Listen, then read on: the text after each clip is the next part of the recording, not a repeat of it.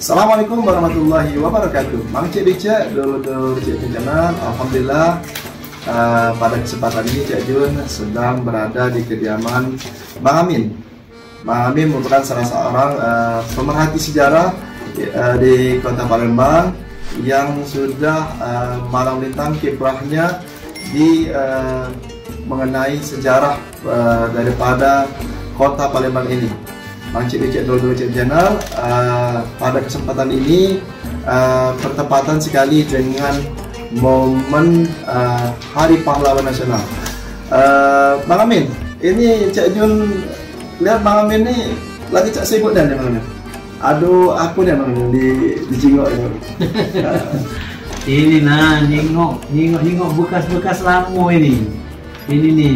Ini kan bulan November. Iya. Nah, bulan November ini biasanya di 10 November tuh diperingati sebagai Hari Pahlawan. Iya, betul. Nah, jadi ini lagi nyingok ini nih berkas-berkas pengangkatan Sultan kita dulu. Becaknya ini barang-barang simpanan kan Bang? Iya, memang barang simpanan. Iya. Nah, ini seberkas, ini seberkas. Nah, Iya. dibaca kalau ini mualah. Cuman apa tidak dibaca kangen. Iya, betul. Iya, ada rasa kangen. Ya, dia dikotek-kotek. Iya, ini ngotek-ngotek inilah Cik Ming lah, ngotek SK, ngotek ini apa ini namanya tuh surat pengajuan apa sana. Ini. Bang Amin, ini kalau kita juga ini memang koleksi pribadi Bang Amin gitu. Apa ada juga dari pihak-pihak lain yang Bang Amin simpan? Ini nih koleksi ini koleksi dari almarhum ayah. Dari ayah. Yo, jadi dari ayah, dari ibu ini segala koleksi beliau tuh campak di tanganku ini yang melihara ini. Jatuh habis lah jatuh. Iya. Betul wah tapi Itu tadi. Alhamdulillah kita tuh diunjuk yang maha kuasa kemampuan untuk ngurus yang ini. Iya. Tapi kok ngomong barang ini caknya lalam. Iya benar. Miang. Memang tuh miang. Jadi kalau kita alergi tak baca ini. Iya. Iya. Masih kertas lamun ketik lamunnya. Insyaallah. Ketik komputer. Iya. Nah baca itu lah Bang Amin ini mau mana nih namanya tentu kan ada sejarah panjang dengan berkas-berkas yang kita punya Bang Amin. Jadi kita tadi Cik Jun tadi ngomong ke ini bulan November ya. Benar. Karena November itu biasanya itu tadi kaitannya dengan Hari Pahlawan di 10 November. Iya. Jadi ini pemirsa sekalian, dari perjalanan panjang Kesultanan Palembang Darussalam itu sampai dengan masa kemerdekaan ini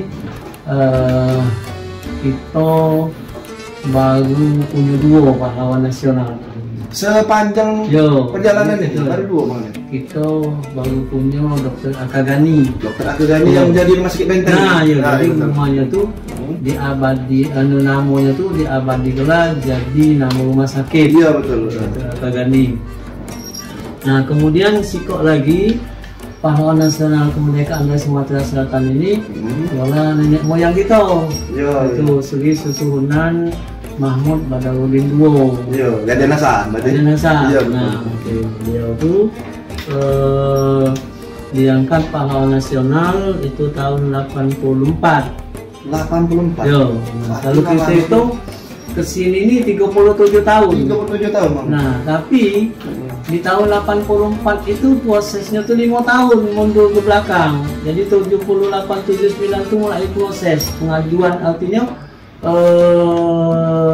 buat menjadi ke seseorang itu misalnya pahlawan nasional tuh tidak ada semudah malik telapak tangan. Artinya kalau proses untuk menokohkan seorang untuk jadi pahlawan nasional itu tidak mudah Bang. Tidak mudah. Dan membutuhkan perjalanan yang panjang. Nah itu kalau nak mampu cerita Bang. Ini tahapan-tahapan apa yang ada persyaratan. Nah inilah. Anda kertas koyak moyak nah. Koyak. Iya nah. Iya. Yang bukan main ini. Ini persyaratan untuk jadi pahlawan nasional. Syarat-syarat untuk menjadi pahlawan nasional. Iya. Satu, yang bersangkutan sudah meninggal dunia itu sudah jelas. Iya. Kemudian di masa hidupnya berjasa luar biasa kepada nusa bangsa dan negara. kemudian melakukan perjuangan bersenjata melawan penjajahan yang didukung oleh seluruh rakyat. Nah, iya, berarti itu benar. Itu Kemudian perjuangan bersenjata itu dipimpinnya sendiri dengan semangat kemerdekaan sehingga menggoncangkan kekuasaan pemerintah penjajahan. Nah, artinya itu tidak mudah, ya. Itu syarat lain, sikap dan semangat perjuangan dari awal sampai akhir menunjukkan garis lurus yang konsekuen dan pantang menyerah. Gigih artinya mana? Iya. Kemudian perjuangannya mengandung nilai suri tauladan dari rakyat, ya, untuk menjadi bangsa nasional, ditambah dengan persyaratan khusus yaitu berjasa yang sangat luar biasa dalam satu bidang atau beberapa bidang.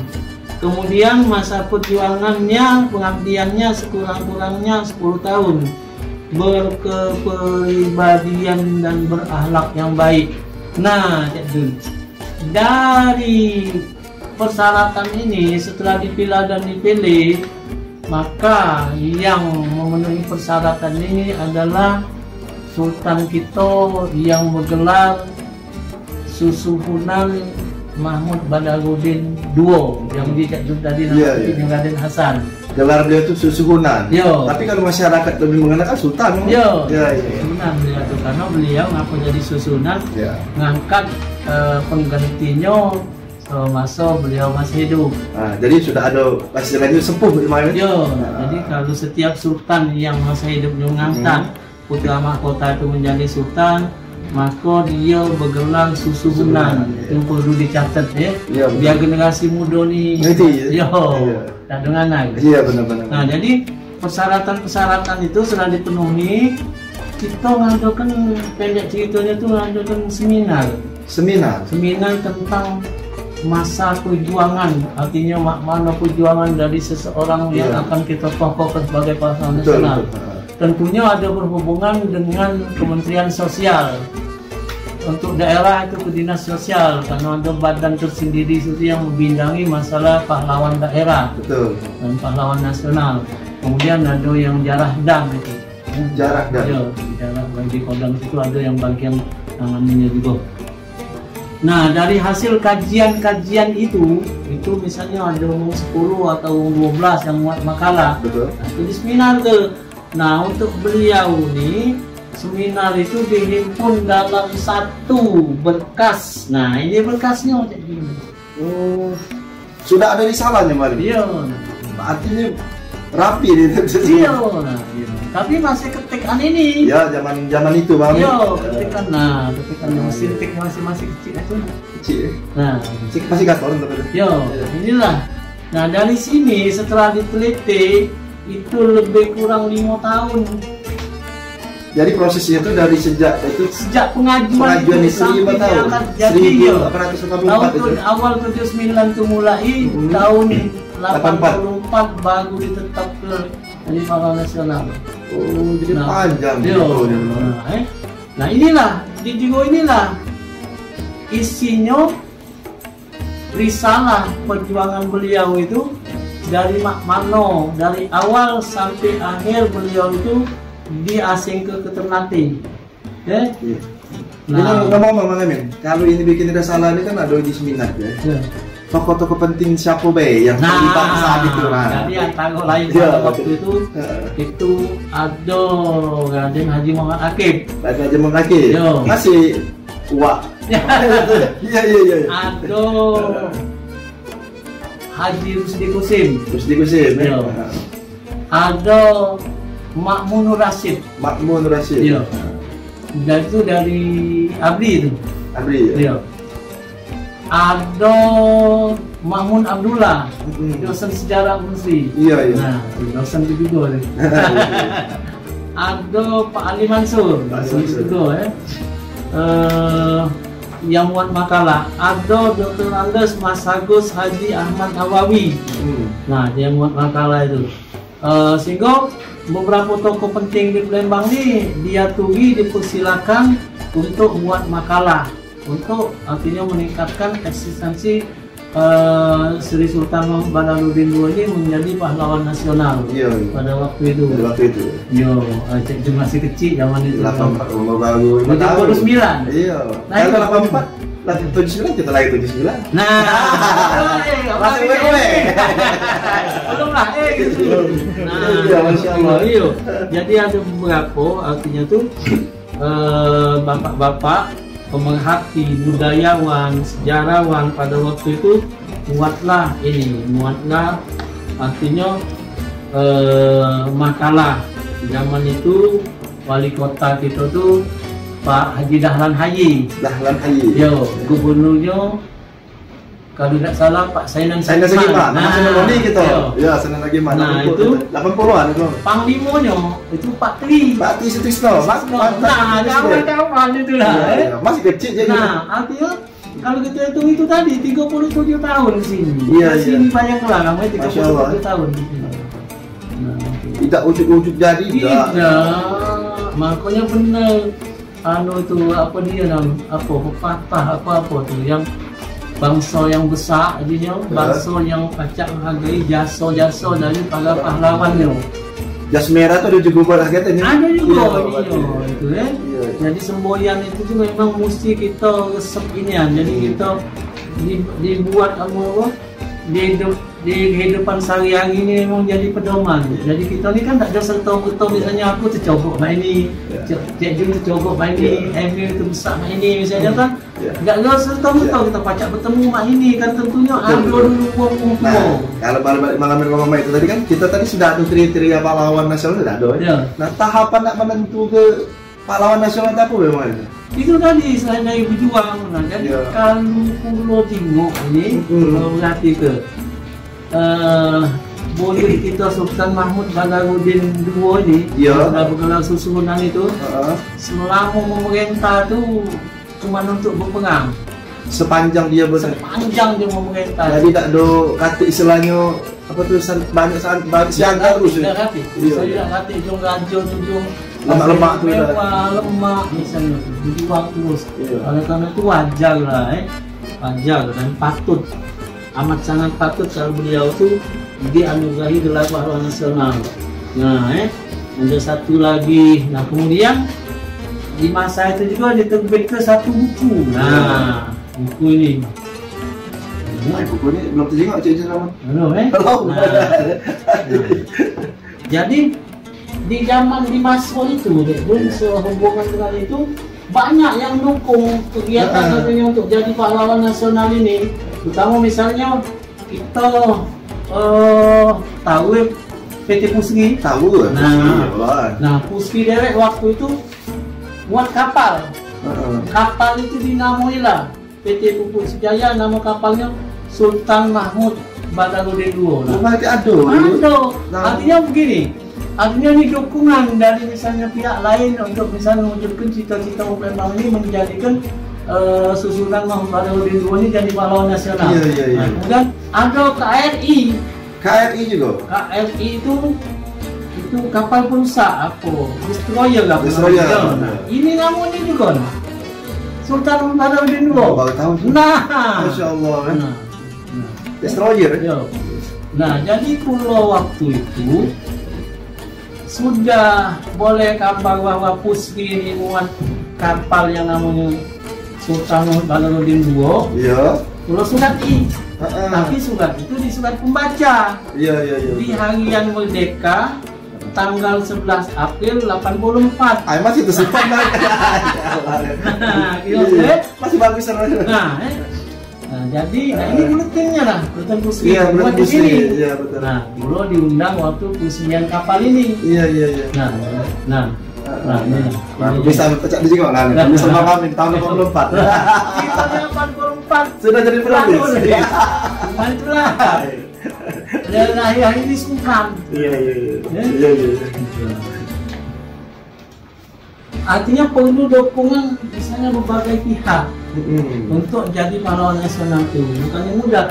Jadi kalau pulau pikir-pikir wajarlah 37 tahun di bangku beliau sikok misalnya Tapi memang ketokohan susunan Mahmud Badarudin ini bukannya dari kita lokal dari pihak penjajah, tentang Inggris itu aku ya, sampai nganjuk keluar susunan Mahmud Badarudin ini Never Tame Tiger. Jadi seorang harimau yang tidak pernah jinak. Harimau yang tak dapat dijinak. Tak pacak dijinak kan. Nah, kurang tulis di sini. Never Tame Tiger. Yang menurut musuhnya dewek itu harimau yang tidak pacak dijinak gitu. Jadi bukannya misalnya harimau yang tidak pernah menyerah, bukan. Harimau yang tidak pacak dijinak ke. Iya, Never Tame Tiger. Nah, jadilah itu. Memang hebat beliau ini nih. Nah, kemudian Cik Jun, jadi pendek ceritanya tuh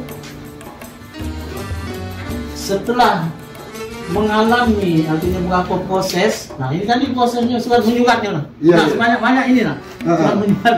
Surat ini warga-wiri Nah sudah mengalami proses di tahun 84 itu kamu bayangkan lah, baru terbit SK pengangkatan susunan Mahmud Badarudin II dari pahlawan nasional. Nah bayangkanlah kamu, artinya orang tua kita dulu berjuangnya misalnya untuk mengangkat beliau ini jadi pahlawan nasional itu tidak mudah. Nah, kita ngomong-ngomong ini kan sudah terbit ini apa namanya pada waktu itu susunan Mahmud Badarudin ini dengan Sani jadi pahlawan nasional. Ada tidak zuriat beliau saat itu yang mewakili untuk hadir pada saat itu? Ada. Kan kalau kita mengaji ini kan beliau ini kan wafat di Ternate dalam pengasingan itu. Jadi ada yang dari Palembang, ada yang dari luar Palembang. Kan ada juga jadi hadir. Nah itu kegiatan seminar gitu dewe. Terekam di juga album ini. Lagi lama tuh. Nah ini diskusi kepahlawanan Sultan Mahmud II 15 sampai 17 Januari tahun 80. Ini baru diskusi kan? 80 tuh. Diskusi 79 itu proses. Nah inilah. Nah tanggal lain. Ini nih di Jalan Tasik di rumah dinas wali kota. Iya. Nah, ayolah banyak dekat lagi punya malam itu. Iya, hampir lagi nih. Hampir rata-rata nak katik nih. Nah, rata-rata nak katik nih.